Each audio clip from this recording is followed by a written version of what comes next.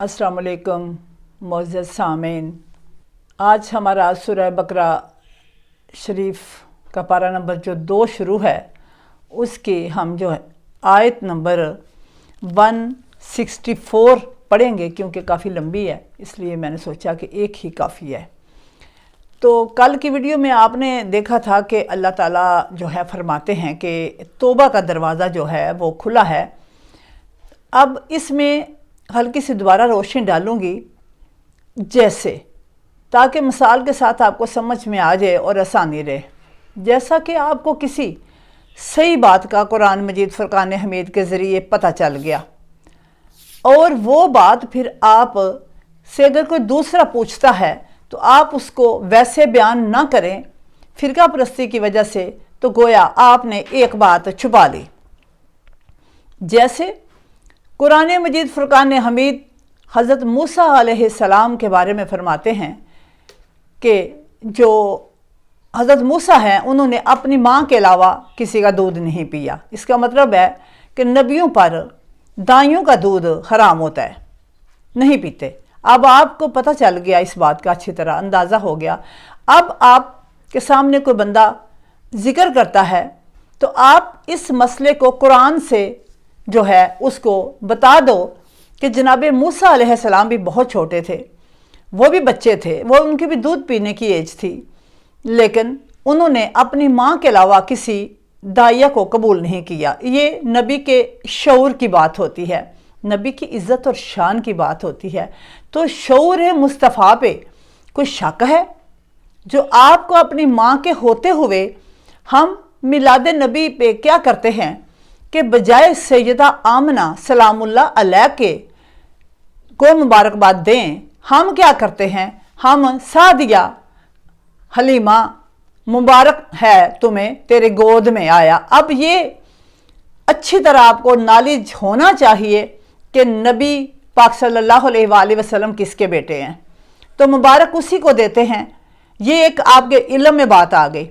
अब अगर आप इस बात को छुपा लो, जो कल वाली वीडियो में आपने देखा कि वो क्या करें, जिनके पास कोई अच्छी बात आ चुकी है वो उनको फिर वबैयनु बयान कर दें और इस्लाह कर लें। ये तो मरते दम तक ईमान को मजबूत करना होता है। ये सिर्फ ला इलाहा इल्लल्लाह पढ़ने से सिर्फ एडमिशन होता है, दाखला होता है, बंदा मुसलमान नहीं होता। क्यों? बंदे के अंदर की जो वैल हैं, जो बीमारियां हैं, वो तो मरते दम तक इसकी जान नहीं छोड़ती। ये अपनों की मोहब्बत और दूसरे इंसानों को कुचलना ये ख़त्म नहीं होता। तो गोया इसको सिर्फ कलमा पढ़ने को एडमिशन कह सकते हैं। एक बच्चा एडमिशन तो ले ले, स्कूल ना जाए और उसके स्कूल के ज़वाबत पूरे ना करे तो कतन भी आप ये नहीं कहेंगे, ना स्कूल वाले आपको कोई डिग्री देंगे और ना उसके बारे में आप ये कि मेरे बच्चे ने ये पढ़ लिया है। तो सिर्फ ला इलाहा इल्लल्लाह मुहम्मदुर रसूलुल्लाह एडमिशन है, दाखला है इस्लाम में।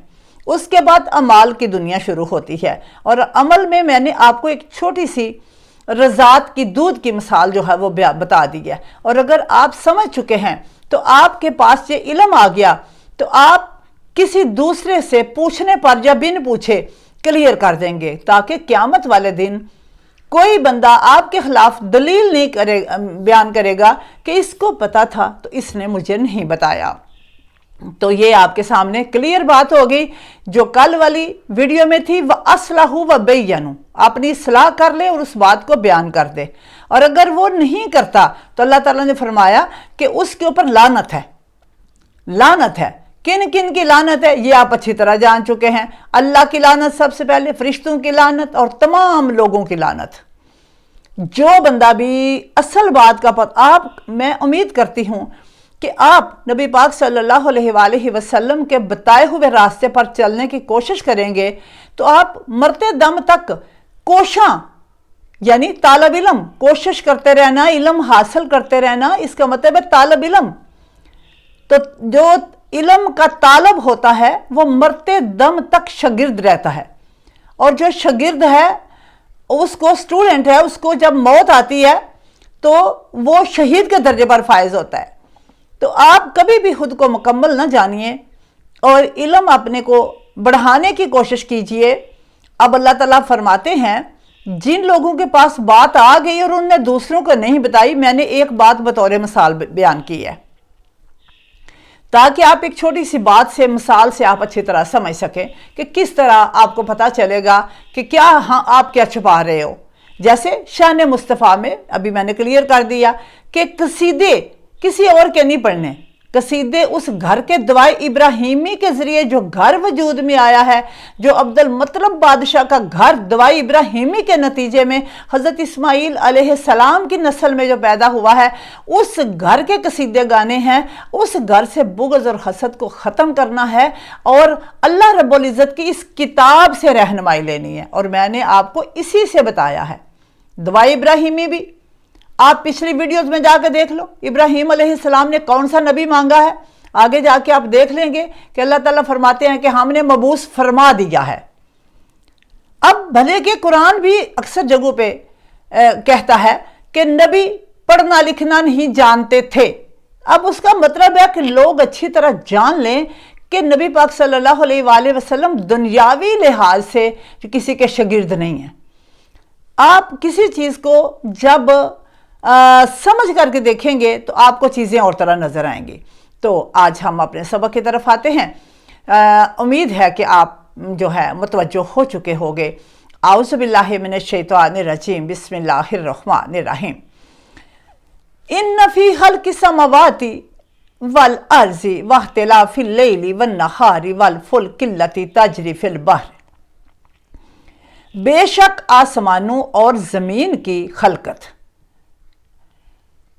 یعنی پیدائش، خالق سے ہم نے خلقت لگا لیا ہے۔ خلقت میں رات، واختلاف اللیل والنہار، اور رات اور دن کے آنے جانے میں، والفلک التی تجری فی البحر، ان کشتیوں میں جو انسان کے لیے، بما ینفع الناس، انسان کے لیے مفید یا نفع بخش چیزیں لے کر فی البحر، سمندروں میں چلتی ہیں۔ وما انزل اللہ من السماء من ماء، اور اس پانی میں جسے اللہ نے آسمانوں سے برسایا۔ اب جو پانی سمندر میں آیا ہے اس پانی کی بات ہے، میں اس کے بعد میں تشریح پہ بولوں گی، پہلے ترجمہ آپ کے گوش گزار کر دوں۔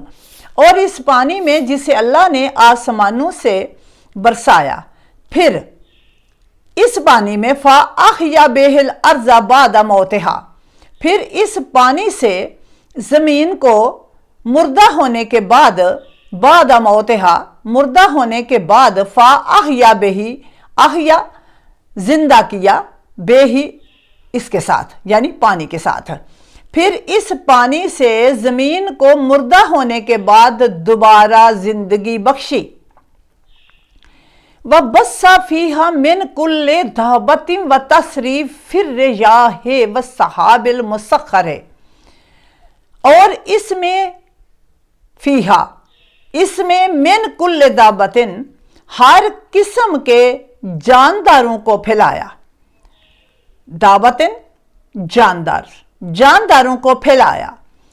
وَتَصْرِيفِ الرِّيَاحِ، اور ہواؤں کی گردش میں، اور ان بادلوں میں جو بین السماء والارض، جو آسمانوں اور زمین کے درمیان مسخر ہیں، لآیات لقوم یعقلون، عقل سے کام لینے والوں کے لیے ان میں نشانیاں ہیں، آیات چھپی ہوئی ہیں۔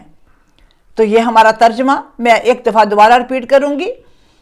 بے شک آسمانوں اور زمین کی پیدائش میں، خلقت میں، رات اور دن کے آنے جانے میں، ان کشتیوں میں جو انسانوں کے لیے مفید چیزیں لے کر سمندروں میں چلتی ہیں، اور اس پانی میں جسے اللہ نے آسمانوں سے برسایا، پھر اس پانی سے زمین کو مردہ ہونے کے بعد دوبارہ زندگی بخشی، اور اس میں ہر قسم کے جانداروں کو پھیلایا، اور ہواؤں کی گردش میں، اور ان بادلوں میں جو آسمان اور زمین کے درمیان مسخر ہیں۔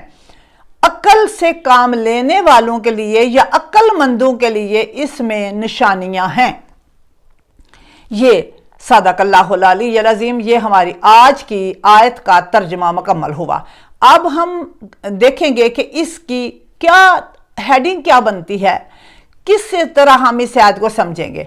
अब इसकी हेडिंग ऑटोमेटिकली यही बन रही है कि अक्लमंद लोगों के लिए ही सिर्फ कुरान जो है वो रहनुमाई करता है। रहनुमा किन के लिए साबित होता है? सिर्फ अक्लमंद। कुरान की रूह से अक्लमंद कौन से लोग हैं? अब कौन से लोग हैं? जो गौर करते हैं। क्या करते हैं? वो गौर करते हैं। गौर करते हैं किस में?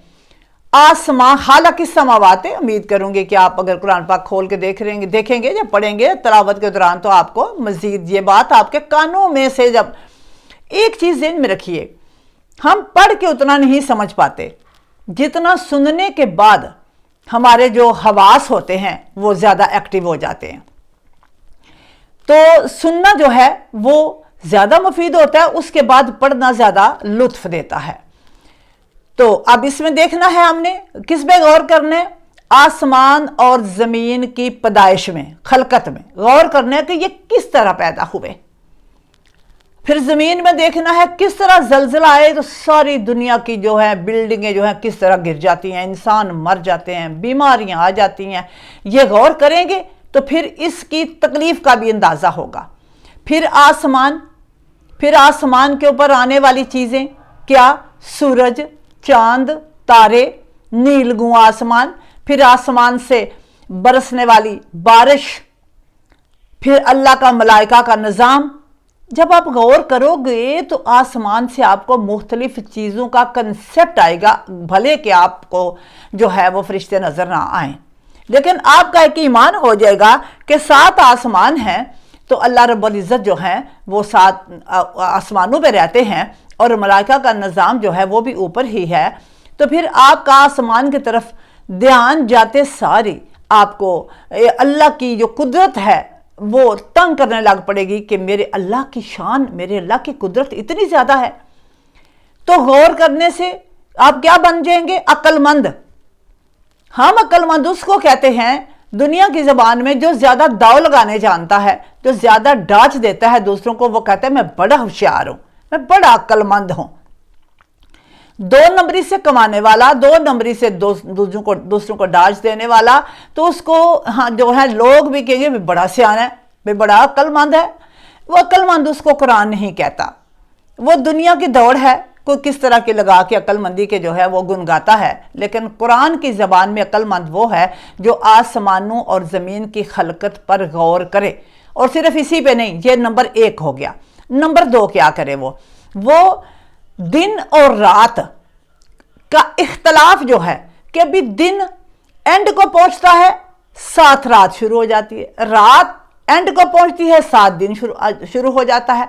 मतलब है ये एक इख्तलाफ है। हम तो उसी जगह पर बैठे हुए हैं, लेकिन कभी उस पर अंधेरा छा जाता है और कभी जो है रोशनी हो जाती है। अब ये अंधेरा कौन कर रहा है? अब ये रोशनी, हम तो नहीं ना हिले। मोअज़्ज़ज़ सामीन, उम्मीद करूंगी कि आप बड़े प्यार से बात को सुनोगे। क्या हम हिले? हम अपने घरों में नहीं बैठे हुए, लेकिन कभी रात हो गई तो कभी दिन हो गया। तो क्या ये गौर करने वाली चीज नहीं है? रात की निशानियों को देखें, आसमान पे क्या रूनुमा हुआ। दिन की निशानियों के नहार, लैल ओरिजिनल असल नाम है। ये जो दिन और रात है ये तो उर्दू में जो है हमने नाम रखे हुए हैं, अरबी में तो खूबसूरत नाम है लैल और दिन का नाम है नहार। तो लैलो नहार, तो लैलो नहार के आने जाने में निशानियां हैं, आयात हैं। किन के लिए? अक्लमंदों के लिए। 2 चीजें हो गई। आगे तीसरी चीज, कश्तियों में, जो कश्तियां आसमान से बरसने वाले पानी के साथ समंदर वजूद में आते हैं, उन पानियों के अंदर चलती हैं। अल्लाह फरमाते हैं लोगों के फायदे की चीजें लेके कश्तियां जाती हैं, तो अल्लाह ताला फरमाते हैं इस पे भी गौर करो कि कश्तियां इतना लोड उठा के तो किस तरह जो है वो चल रहे हैं पानी में। पानी के चलने पे गौर करो। पानी के अंदर जो मोशंस पैदा होते हैं, जो हरकत पैदा होती हैं, जो लहरें पैदा होती हैं, उन पे गौर करो। پھر یہ پانی کتنا بوجھ اٹھا کے جو ہے وہ لوگوں کو اگلے کنارے تک لے کے جا رہا ہے، اس پہ غور کرو۔ یہ ہوگی تیسری بات کہ لوگوں کے نفع کے لیے کشتیاں چلتی ہیں۔ آگے چوتھی بات کیا ہے کہ پانی آسمان سے جو نازل ہوتا ہے بارشوں کے ذریعے، وہ کیا کرتا ہے؟ وہ زندہ کرتا ہے کس کو؟ زمین کو۔ وہ کیا مردہ تھی زمین؟ اللہ فرماتے ہیں کہ جب پانی نہیں دیا جاتا تو زمین بھی مردہ ہو جاتی ہے۔ اب زمین کی زندگی کیا ہے؟ پانی۔ اچھا تو غور کر لیں، ہماری زندگی کیا ہے؟ پانی۔ ہمیں پانی نہیں ملے گا تو کیا ہم مر نہیں جائیں گے؟ بالکل ایسا ہی ہے، ہماری زندگی بھی پانی کے اوپر جو ہے وہ کھڑی ہے۔ تو ساری دنیا و ما فیہا پانی کے بل بوتے پر، پانی کی وجہ سے ہی جو ہے خلق ہوئی ہیں۔ اب مردہ زمین جو ہے وہ پانی سے زندہ اللہ تعالیٰ نے فرمائی۔ اب اس کے بعد اللہ تعالیٰ فرماتے ہیں پھر ایسے ہی نہیں، پھر زمین میں اس کی خوبصورتی، اس کے حسن کے لیے آپ توجہ کیجئے گا، درخت، پھلدار درخت، پھولدار درخت، خوشبودار درخت، خوشبودار پودے، گلاب کے پھول، مختلف رنگوں کے پھول، آبرات کی رانی اینڈ دیگر، اتنا کچھ اللہ نے خلق کیا ہے۔ میں ادنا کہاں ان کو گن سکتی ہوں؟ میں صرف آپ کو بتا رہی ہوں کہ یہ مخلوقات میں یہ آگے میں نے جو دنیا پہ روشنی ڈالی ہے وہ ہے جو ہے نباتات کی دنیا، اس کے بعد فصلیں بیجنا اور فصلوں کا اگنا، یہ سب کے سب زمین کے اندر سے پیدا ہونے والی مخلوقات ہیں۔ اب ان کے اون پہ کون کون سی چیزیں پیدا ہوں گی؟ وہ ہے جاندار۔ اب جاندار تو سارا کچھ، درخت بھی جاندار ہی ہیں، یہ بھی اللہ کا ذکر کرتے ہیں۔ اگر میں اس کے بارے میں کہا کرتی ہوں، اگر آپ نے کسی درخت کے پاس کھڑے ہو کر کے ایک دفعہ درود پاک پڑھ لیا، یا اللہ کی قدرت کو سبحان اللہ کہہ دیا، یا الحمدللہ کہہ دیا، یا اللہ اکبر کہہ دیا، تو میرے آقا کریم صلی اللہ علیہ وآلہ وسلم کا فرمان عالی شان ہے کہ قیامت والے دن وہ درخت گواہی دے گا کہ میں گواہ ہوں اس نے اللہ کی ثنا بیان کی تھی، میں گواہ ہوں کس نے نبی پاک صلی اللہ علیہ وآلہ وسلم پر جو ہے وہ درود پاک پڑھا تھا۔ تو یہ گواہی ہوگی، زندہ ہو تو تبھی گواہی دے گا نا۔ اسی لیے نبی پاک صلی اللہ علیہ وآلہ وسلم نے یہ بھی فرمایا کہ، اور عملی طور پر کر کے بھی دکھایا کہ اگر جو ہے جو قبر ہے کسی میں جو ہے عذاب ہو رہا ہو، یا آپ کو لگے یہ گنہگار ہے، یا آپ کو لگے ہم تو سبھی گنہگار ہیں، یہ ایک میں جو ہے سمجھانے کے لیے ایک بات کر رہی ہوں، اس کو کوئی ایشو نہیں میں بنا رہی۔ تو نبی پاک صلی اللہ علیہ وآلہ وسلم ایک دفعہ قبرستان سے گزر رہے تھے تو عذاب ہو رہا تھا قبروں والوں کو، تو آپ نے قبر کے اوپر ٹہنی شاخ توڑ کے درخت سے تو اس کے اوپر لگا دی۔ تو صحابہ اکرام نے سوال کیا کہ یا رسول اللہ صلی اللہ علیہ وآلہ وسلم اس سے کیا ہوگا؟ تو آپ نے فرمایا چونکہ یہ ٹہنی اللہ کا ذکر کرتی ہے تو جو ہے وہ جو بھی جو ہے ہری چیز ہوگی، سبز چیز ہوگی، ویسے تو خشک بھی ذکر کرتی ہوں گی لیکن میری مراد جو ہے وہ درخت ہے۔ وہ تو اللہ تعالیٰ فرماتے ہیں کہ درختوں کے سائے بھی سجدے کرتے ہیں۔ ہماری اس وقت مراد ہے سبز چیز جو اگتی ہیں، وہ میں بیان کر رہی ہوں۔ ایک وقت میں کسی ایک ہی چیز کے اوپر روشنی ڈالی جا سکتی ہے، تو اس سے قبر والے کی عذاب میں تخفیف ہوگی، کمی ہوگی۔ تو یہ ہم بھی آج جائیں اگر قبرستان میں حاضری دینے کے لیے، تو ہمیں منتوں کی جگہ کوئی ایسا ہی فعل کرنا چاہیے جو آقا کریم صلی اللہ علیہ وآلہ وسلم نے کر کے دکھایا یا جس کا حکم فرمایا۔ تو اب اس کے بعد کیا ہے کہ اللہ تعالیٰ نے فرمایا کہ زمین میں میں نے جانداروں کو پھیلایا۔ درخت پہلے پھیلیں گے، خوراک پہلے پیدا ہوگی تو پھر اس کو کھانے والے بھی پیدا ہو جائیں گے۔ تو یہ اللہ تعالیٰ نے زمین کے اوپر کی خوبصورتی، حسن بتا دیا۔ اور پھر کیا کیا؟ اب یہ جو اکثر ہوتا ہے کہ ایک علاقے میں چیز ہوتی ہے دوسرے علاقے میں نہیں ہوتی، ہواؤں کے ذریعے چیزیں جو ہیں وہ حرکت کر جاتی ہیں، اڑا کے ہوائیں آندیاں لے جاتی ہیں۔ تو ہواؤں کی گردش میں اور ان بادلوں میں، اب آپ بادلوں کو بھی دیکھو گے تو آپ کو اللہ کی یاد جو ہے وہ آئے گی۔ اللہ نے بادل بھیجے ہیں، بھلے کہ ڈیوٹیاں ملائکہ کی ہیں، لیکن اصل قادر مطلق کون ہے؟ حکم کس کا چلتا ہے؟ وہ اللہ کا۔ تو آپ اگر اللہ کے حکم کو ماننے والے ہو جاؤ گے تو مجھے نہیں لگتا کوئی پریشانی آپ کو پریشان کرے گی۔ پھر آپ مشکل کے وقت صبر کرنے والے ہو جائیں گے اور نماز کے ذریعے اللہ کی مدد مانگیں گے۔ آگے ہم دیکھتے ہیں کہ یہ بادل کدھر آتے ہیں؟ زمین اور آسمان کے درمیان میں۔ تو بادلوں کو کون تھامے ہوئے ہے؟ اس پہ غور کرنا۔ ہوائیں کس طرح بادلوں کو اٹھائے ہوئے ہیں، اور بادلوں کے اندر کیا ہے؟ پانی۔ تو اب اکثر ہم کہتے ہیں بارش ہو رہی ہے، مزے لیتے ہیں، کبھی اللہ کی قدرت پہ غور نہیں کیا، کبھی اس کا شکر ادا نہیں کیا، کبھی بارش کے قطروں کو دیکھ کر اس کے اندر جو بارش کے قطروں کے اندر جو آواز پیدا ہوتی ہے، کبھی غور نہیں کیا کہ اللہ کی ثنا کر رہے ہیں۔ اللہ نے جو کہہ دیا دنیا و معافی حق کی ہر چیز میرا ذکر کرتی ہے، تو یہ بارش کے قطرے اللہ کی حمد بیان کر رہے ہیں، ثنا کر رہے ہیں۔ ہم نے کبھی سوچا؟ اگر ابھی تک نہیں سوچا سامعین، تو اب بارش کے دیکھنے کے بعد آپ یہ تصور کر لیں گے تو آپ کا وہ تصور، وہ سوچ عبادت میں شمار ہو جائے گی۔ سوچوں کی عبادت یہ سب سے بہترین عبادت ہے۔ جب سوچیں گے تو آپ اللہ کے قریب ہو جاؤ گے۔ تو اب اللہ تعالیٰ کیا فرماتے ہیں؟ لا آیات لقوم یعقلون۔ جتنی چیزیں بیان کی ہیں میں نے اوپر، زمین و آسمان کی خلقت جو ہے، لیل و نہار، اور کشتیوں کا جو ہے وہ چلنا، جو لوگوں کے نفع کی چیزیں لے کے چلتی ہیں، آسمان سے پانی کا برسنا، زمین کا پانی سے زندہ ہونا، اور زمین کے اندر اگنے والی چیزیں، پیدا ہونے والی جاندار چیزیں، اور بادلوں کا آسمان کے درمیان آنا، اور پھر ان کا بارش برسانا، ان سب چیزوں میں آیات ہیں۔ آیات، نشانیاں ہیں کس کے لیے؟ عقل مندوں کے لیے۔ تو اگر اب آج تک کبھی آپ نے غور نہیں کیا کہ بس اتنا ہی آپ کہتے ہیں کہ دن ہو گیا، رات ہو گئی، تو پھر یقیناً آپ غور کر لیں گے۔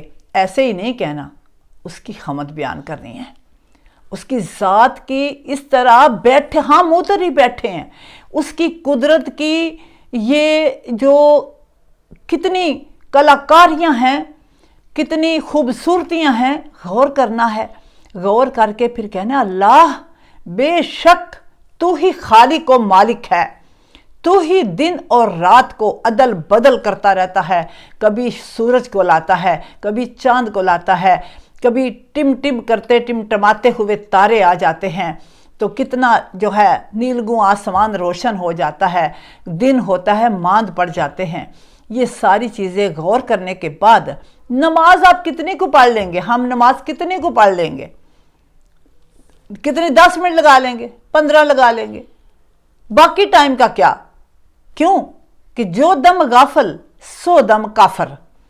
تو غفلت کا مطلب یہ نہیں ہے کہ ہم نماز نہیں پڑھ رہے تو ہم ہر وقت تو نماز نہیں پڑھیں گے نا، تو پھر وہ باقی جو سانسیں ہیں، دم جو ہیں، ان کا کیا کرنا ہے؟ تو ان کو کفر سے کیسے نکالنا ہے؟ غور کر کے۔ جب ہم غور کرنے والے ہو جائیں گے نا، پھر جو غلطیاں ہم سے ہر وقت ہوتی ہیں نا، ان میں بھی کمی آ جائے گی۔ پھر ہم کسی کا دل دکھاتے ہوئے ڈریں گے، کسی کا حق کھاتے ہوئے ڈریں گے، پھر ہم حالی نام کے مسلمان نہیں، عملی طور پر چیزوں کو اپنانا شروع کریں گے۔ امید کرتی ہوں کہ آپ ضرور آج کے لیکچر کو سننے کے بعد غور و فکر کی دنیا میں داخل ہو گئے، اور اپنے لیے اپنی آخرت کی بہترین منزل کا متعین جو ہے وہ کرنا آپ کے بس میں ہے، کہ آپ اپنے لیے آخرت کے کھیتی جو ہے کس طرح سنوار سکتے ہیں۔